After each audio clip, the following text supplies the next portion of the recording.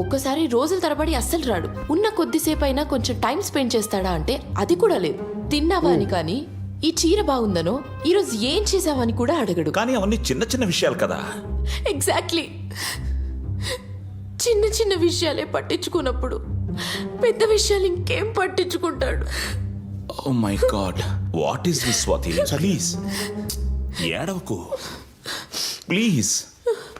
Last year Rishi బర్త్డేకి, రిషి అంటే మీ అబ్బాయి ఓకే ఎంత బిజీగా ఉన్నా 11:30 కల్లా వచ్చేసేయండి. కరెక్ట్గా 12కి ట్యాంక్ బండ్ పైన కేక్ కట్ చేస్తే వాడు హ్యాపీగా ఫీల్ అవుతాడు అని మరీ చెప్తే ఈ మనిషి రాడే. ఫోన్ కూడా స్విచ్ ఆఫ్. న్యాచురల్లీ.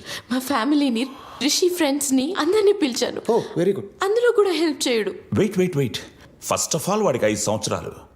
ఈ వయసులో పిల్లలు రాత్రి 8 అయ్యేసరికి నిద్రపోవాలి. అలాంటప్పుడు వాడికి రాత్రి 12 గంటలకి ట్యాంక్ బండ్ మీద పనేంటి? అయినా ట్యాంక్ బండ్ మీద కేక్ కట్ చేస్తేనే బర్త్డే జరిపించుకున్నట్ట? అక్కర్లేదు. నాకు ఒక నార్మల్ మొగుడు కావాలి. డాక్టర్ ప్లీజ్ నాకు డివోర్స్ ఇప్పించేసి